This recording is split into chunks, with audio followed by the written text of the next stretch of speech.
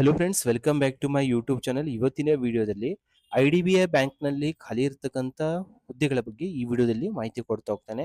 ನೀವೇನಾದರೂ ಹೊಸಬರಾಗಿದ್ರೆ ನಮ್ಮ ಚಾನಲ್ನ ಲೈಕ್ ಮಾಡಿ, ಶೇರ್ ಮಾಡಿ, ಸಬ್ಸ್ಕ್ರೈಬ್ ಮಾಡಿ. ಇಲ್ಲಿ IDBI ಬ್ಯಾಂಕಲ್ಲಿ ಖಾಲಿ ಇರತಕ್ಕಂಥ ಹುದ್ದೆಗಳ ಹೆಸರು ಬಂದ್ಬಿಟ್ಟು ಜೂನಿಯರ್ ಅಸಿಸ್ಟೆಂಟ್ ಮ್ಯಾನೇಜರ್ ಹುದ್ದೆಗಳು. ಇಲ್ಲಿ ನೀವು ಇಲ್ಲಿ ಟೋಟಲ್ ವೇಕೆನ್ಸೀಸ್ ಬಂದರೆ ನಿಮಗೆ 1100 ವೇಕೆನ್ಸೀಸ್ ಇದ್ದಾವೆ. ಅದರಲ್ಲಿ ನಮ್ಮ ಬೆಂಗಳೂರು ರೀಜನಲ್ಲಿ ಬಂದ್ಬಿಟ್ಟು ಕನ್ನಡ ಯಾರು ಅಪ್ಲೈ ಮಾಡ್ತಿರಲ್ಲ ಅವರಿಗೆ ಬಂದ್ಬಿಟ್ಟು ಕನ್ನಡ ಲ್ಯಾಂಗ್ವೇಜ್ನ ಓದಲಿಕ್ಕೆ ಬರಲಿಕ್ಕೆ ಮಾತಾಡ್ಲಿಕ್ಕೆ ಬರ್ತಿರ್ಬೇಕಾಗತ್ತೆ. ಟೋಟಲ್ 75 ವೇಕೆನ್ಸೀಸ್ಗಳು ಖಾಲಿ ಇದಾವೆ. ಇಲ್ಲಿ ರಿಸರ್ವೇಶನ್ ಯಾವ ಯಾವ ಒಂದು ಝೋನಲ್ಲಿ ಎಷ್ಟೆಷ್ಟು ರಿಸರ್ವೇಶನ್ ಇದಾವೆ ಅಂತಂದು ನೀವು ನೋಡ್ಬೋದು. ಇಲ್ಲಿ ಕ್ಯಾಟಗರಿ ವೈಸ್ ರಿಸರ್ವೇಶನ್ ನೋಡಿದ್ರೆ ಜನರಲಿಗೆ ಬಂದ್ಬಿಟ್ಟು 31 ರಿಸರ್ವೇಶನ್ ಇದಾವೆ, 31 ಪೋಸ್ಟ್ಗಳು. SC ಗೆ ಬಂದ್ಬಿಟ್ಟು 10, ST ಗೆ ಬಂದು 7, OBC ಬಂದು 20, EWS ಬಂದು 7, ಮತ್ತೆ PWD ಎಷ್ಟೆಷ್ಟು ರಿಸರ್ವೇಶನ್ ಇದಾವೆ ಅಂತ ನೀವು ಇಲ್ಲಿ ಅಪ್ಲೈ ಮಾಡಬೇಕಾದ್ರೆ ನೋಡ್ಬೋದು. ಇಲ್ಲಿ ಈ ಒಂದು ಹುದ್ದೆಗಳಿಗೆ ಬಂದ್ರೆ ಏನು ಒಂದು ಕ್ವಾಲಿಫಿಕೇಶನ್ ಆಗಿರಬೇಕು ಅಂತ ಬಂದ್ರೆ ಬ್ಯಾಚುಲರ್ ಡಿಗ್ರಿ ಆಗಿರ್ಬೇಕು. ಯಾವುದೇ ಒಂದು ಡಿಗ್ರಿ ಆದವರು ಮಿನಿಮಮ್ ಏನಂತಂದ್ರೆ 60% ಮಾರ್ಕ್ಸ್ ಇಂದ ಪಾಸ್ ಆಗಿರ್ಬೇಕು. ಜನರಲ್ ಕ್ಯಾಟಗರಿಗೆ ಬಂದ್ರೆ 60% ಇಂದ ಪಾಸ್ ಆಗಿರ್ಬೇಕಾಗತ್ತೆ. ಅದೇ ತರ EWC, OBC, SC, ST candidate ಬಂದ್ರೆ 55% ಯಾವುದೇ ಒಂದು ಡಿಗ್ರಿ ನಲ್ಲಿ ಯಾವುದೇ ಒಂದು ಆರ್ಟ್ಸ್ ಆಗಿರ್ಬೋದು, ಕಾಮರ್ಸ್ ಆಗಿರ್ಬೋದು, ಸೈನ್ಸ್ ಸ್ಟ್ರೀಮ್ ಇಂದ ಪಾಸ್ ಆಗಿರ್ಬೇಕಾಗತ್ತೆ. ಇಲ್ಲಿ ಮಿನಿಮಮ್ ಬಂದ್ಬಿಟ್ಟು ಏಜ್ ನ ಬಂದ್ಬಿಟ್ಟು 20 ವರ್ಷ, ಮ್ಯಾಕ್ಸಿಮಮ್ ಬಂದ್ಬಿಟ್ಟು 25 ವರ್ಷ ತನಕ ನೀವು ಅಪ್ಲೈ ಮಾಡ್ಬೋದು. CGPA ಪ್ರಕಾರನು ನೀವು ಅಪ್ಲೈ ಮಾಡ್ಬೋದು, ಅಥವಾ ನೀವು ಪರ್ಸೆಂಟೇಜ್ ಇದೆ ಪರ್ಸೆಂಟೇಜ್ ಪ್ರಕಾರನು ನೀವು ಅಪ್ಲೈ ಮಾಡ್ಬೋದು. ಇಲ್ಲಿ ನಿಮ್ಗೆ ಈ ಒಂದು ಆಕ್ಟಿವಿಟಿ ಬಂದ್ಬಿಟ್ಟು ಈ ಆನ್ಲೈನ್ ಅಪ್ಲಿಕೇಶನ್ ಬಂದ್ಬಿಟ್ಟು ನೀವೊಂದು ಹುದ್ದೆಗಳಿಗೆ ಅಪ್ಲೈ ಮಾಡ್ತೀರಂತಂದ್ರೆ ಮಾರ್ಚ್ 8ರಿಂದ 19 ನೀವು ಈ ಒಂದು ಹುದ್ದೆಗಳಿಗೆ ಅಪ್ಲೈ ಮಾಡಬೇಕಾಗತ್ತೆ. ಇಲ್ಲಿ ಲಾಸ್ಟ್ ಡೇಟ್ ಬಂದ್ಬಿಟ್ಟು ಫೀ ಪೇಮೆಂಟ್ ನ ಬಂದ್ಬಿಟ್ಟು 19ನೇ ತಾರೀಕು ಒಳಗಡೆ ನೀವು ಫೀ ಪೇಮೆಂಟ್ ನ ಮಾಡಬೇಕಾಗತ್ತೆ. ಇಲ್ಲಿ ಆನ್ಲೈನ್ ಎಕ್ಸಾಮ್ ಮುಖಾಂತರ ಈ ಒಂದು ಹುದ್ದೆಗಳಿಗೆ ನೀವು ಸೆಲೆಕ್ಟ್ ಮಾಡ್ತಾ ಹೋಗ್ತಾರೆ.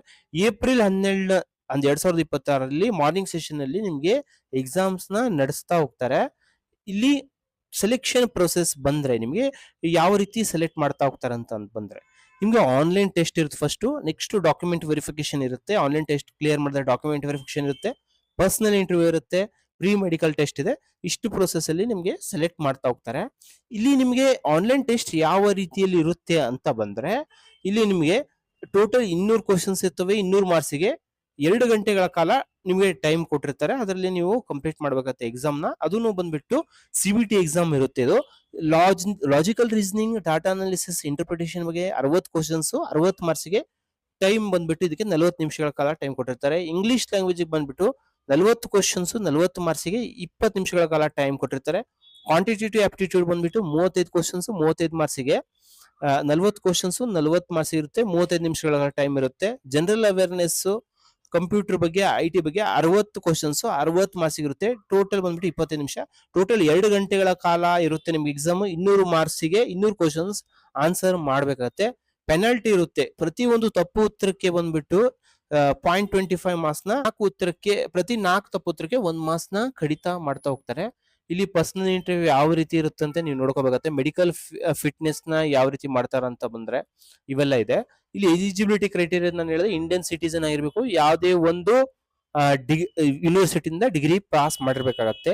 ಇಲ್ಲಿ ಏಜ್ ರಿಲ್ಯಾಕ್ಸೇಷನ್ ಇರುತ್ತೆ. ಯಾರ್ಯಾರಿಗೆ ಅಂತಂದ್ರೆ SC, ST ಬಂದ್ಬಿಟ್ಟು 5 ವರ್ಷ ಏಜ್ ರಿಲ್ಯಾಕ್ಸೇಷನ್, OBC ನವರಿಗೆ 3 ವರ್ಷ ಏಜ್ ರಿಲ್ಯಾಕ್ಸೇಷನ್, PWD ಬಂದ್ಬಿಟ್ಟು 10 ವರ್ಷ, ಅದೇ ತರ ಎಕ್ಸ್ ಸರ್ವಿಸ್ ಮೆನ್ಗೆ 5 ವರ್ಷ ಏಜ್ ರಿಲ್ಯಾಕ್ಸೇಷನ್ ಇರುತ್ತೆ. ಇಲ್ಲಿ ಮತ್ತೇನಂತಂದ್ರೆ ಇಲ್ಲಿ ಅಪ್ಲೈ ಮಾಡೋರಿಗೆ ಏನಂತಂದ್ರೆ ಕಂಪ್ಯೂಟರ್ ನ ನಾಲೆಜ್ ಇರಬೇಕಾಗತ್ತೆ, ಅಂತವ್ರು ಅಪ್ಲೈ ಮಾಡ್ಬೇಕಾಗತ್ತೆ. ಇಲ್ಲಿ ನೀವು ಏನೇನೆಲ್ಲ ಡಾಕ್ಯುಮೆಂಟ್ಸ್ ಅಪ್ಲೈ ಮಾಡೋದಕ್ಕೆ ಏನೇನೆಲ್ಲ ಡಾಕ್ಯುಮೆಂಟ್ಸ್ ಬೇಕಾಗುತ್ತೆ ಅಂತಂದು ಇಲ್ಲಿ ಫೋಟೋಗ್ರಾಫ್ ಬೇಕಾಗುತ್ತೆ, ಥಂಬ್ ಇಂಪ್ರೆಷನ್ ಬೇಕಾಗುತ್ತೆ, ಒಂದು ಹ್ಯಾಂಡ್ ರಿಟನ್ ಡಿಕ್ಲರೇಷನ್ ಎಲ್ಲ ಬೇಕಾಗುತ್ತೆ. ಅಪ್ಲಿಕೇಶನ್ ಪ್ರೊಸೀಜರ್ ನ ಮತ್ತೆ ವೆಬ್ಸೈಟ್ ಲಿಂಕ್ ನ ಇಲ್ಲಿ ನಾನು ನನ್ನ ವಿಡಿಯೋ ಡಿಸ್ಕ್ರಿಪ್ಷನ್ ಕೊಟ್ಟಿರ್ತೇನೆ. ಇಲ್ಲಿ ಫೀ ಪೇಮೆಂಟ್ ನ ಬಂದ್ರೆ ಈ ಒಂದು ನೀವು ಹುದ್ದೆಗಳಿಗೆ ಬಂದ್ಬಿಟ್ಟು 250 ರೂಪಾಯಿ SC, ST, PWD ಕ್ಯಾಂಡಿಡೇಟ್ಸ್ಗೆ 250 ರೂಪಾಯಿ ಫೀಸ್ ನ ಪೇಮೆಂಟ್ ಮಾಡ್ಬೇಕಾಗತ್ತೆ. ಇಲ್ಲಿ 1050 ರೂಪಾಯಿ ಫೀಸ್ ಇರುತ್ತೆ ಜನರಲ್ ಕ್ಯಾಟಗರಿ, ಬೇರೆ 2A, 2B ಮತ್ತೆ OBC ಯಾರೇ ಬಂದ್ರು 1150 ರೂಪಾಯಿ ಫೀ ನ ಪೇಮೆಂಟ್ ಮಾಡಬೇಕಾಗತ್ತೆ. ಇಲ್ಲಿ ಏನಂತಂದ್ರೆ ಏನೇನೆಲ್ಲ ಡಾಕ್ಯುಮೆಂಟ್ಸ್ ಬೇಕು ಅಂತಂದು ಎಲ್ಲ ಡೀಟೇಲ್ ಆಗಿದೆ ನಿಮ್ಮ ಹತ್ರ. ಇಲ್ಲಿ ಡೀಟೇಲ್ ಆಗಿದೆ. ನೀವು ವೆಬ್ಸೈಟಿಗೆ ರೀಚ್ ಆಗೋ ಮುಖಾಂತರ ನೀವು ವೆಬ್ಸೈಟಿಗೆ ಇಲ್ಲಿ ಎಲ್ಲ ಬಂದು ಈ ನೋಟಿಫಿಕೇಶನ್ ಓದ್ಕೊಂಡು ನೀವು ಅಪ್ಲೈ ಮಾಡಬೇಕಾಗತ್ತೆ. PWD ಕ್ಯಾಂಡಿಡೇಟ್ ಅಲ್ಲಿ ಯಾವ್ಯಾವ ಕ್ಯಾಟಗರಿ ಇದೆ ಮತ್ತೆ ಯಾವ ರೀತಿ ರಿಸರ್ವೇಶನ್ ಇರುತ್ತೆ, ಅಥವಾ PWD ಕ್ಯಾಂಡಿಡೇಟ್ಸ್ ಯಾರಿಗೆ ಸ್ಕ್ರೈಬ್ ನ ನೆಸೆಸಿಟಿ ಇದೆ ಅವರು ಇಲ್ಲಿ ಅಪ್ಲೈ ಮಾಡಬೇಕಾದ್ರೆ ನೀವು ಏನಂತಂದ್ರೆ ರಿಜಿಸ್ಟ್ರೇಷನ್ ನ ಮಾಡಬೇಕಾಗತ್ತೆ. ಈ ಇಲ್ಲಿ ಏನೇನೆಲ್ಲ ಡಾಕ್ಯುಮೆಂಟ್ಸ್ ನ ಬೇಕಾಗುತ್ತೆ ಅಂತ ಬಂದ್ರೆ ನಿಮ್ಗೆ ಒಂದು ಫೋಟೋಗ್ರಾಫ್ ಬೇಕಾಗುತ್ತೆ, ಯಾವೊಂದು ಒಂದು ಸೈಜ್ ಅಲ್ಲಿ ಇರಬೇಕಾಗತ್ತೆ ಅಂತಂದು ಇಲ್ಲಿ ಕೊಟ್ಟಿದ್ದಾರೆ. ಮತ್ತೆ ನೆಕ್ಸ್ಟ್ ಸಿಗ್ನೇಚರ್ ಯಾವ ಒಂದು DP ಅಲ್ಲಿ ಇರಬೇಕು, ಥಂಬ್ ಇಂಪ್ರೆಷನ್ ನ ಅದನ್ನು ಸ್ಕ್ಯಾನ್ ಮಾಡಿ ನೀವು ಅಪ್ಲೋಡ್ ಮಾಡಬೇಕಾಗತ್ತೆ. ಈ ಹ್ಯಾಂಡ್ ರಿಟನ್ ಡಿಕ್ಲರೇಷನ್ ನ ಬರೆದು ಅದನ್ನು ನೀವು ಸ್ಕ್ಯಾನ್ ಮಾಡಿ ಅಪ್ಲೋಡ್ ಮಾಡಬೇಕಾಗುತ್ತೆ. ಅದರ ಸೈಜ್ ನ ಎಷ್ಟಿರುತ್ತೆ ಅಂತಂದೆಲ್ಲ ಈ ಇದರಲ್ಲಿ ವೆಬ್ಸೈಟ್ ನಲ್ಲಿ ನೀವು ನೋಡ್ಕೋಬಹುದು. ಈ ವಿಡಿಯೋ ನಿಮ್ಗೆ ಇಷ್ಟವಾದಲ್ಲಿ ನಮ್ಮ ಚಾನೆಲ್ ನ ಲೈಕ್ ಮಾಡಿ, ಶೇರ್ ಮಾಡಿ, ಸಬ್ಸ್ಕ್ರೈಬ್ ಮಾಡಿ. Thank you.